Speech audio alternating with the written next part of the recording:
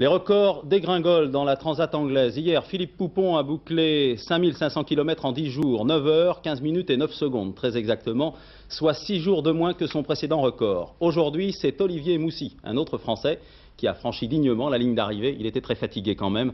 Le point à Newport avec notre envoyé spécial, Jacques Abouchard. Sur un quai de Newport, Philippe Poupon assiste ce matin à l'arrivée du trimaran d'Olivier Moussy, le second de la Transat en solitaire. Pratiquement un jour plus vite. À part ça, ouais, je suis super heureux, bien sûr.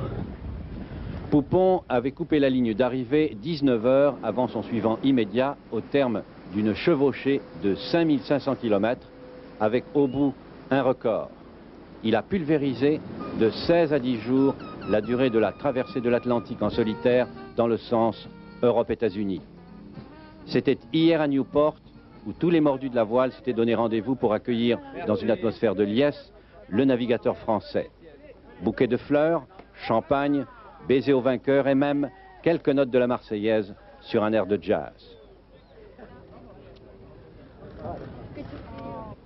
De bonne heure ce matin, Philippe Poupon était pourtant de retour sur son trimaran, calme, détendu, presque étranger à sa fantastique performance.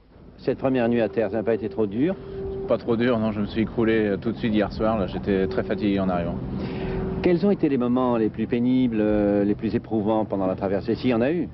Oui, il y a eu le passage à Terre-Neuve où il y a tout, je dirais. Il y a la brume, il y a les icebergs qui traînent par là, on ne sait pas trop où ils sont. Le froid, il fait très froid, un froid humide.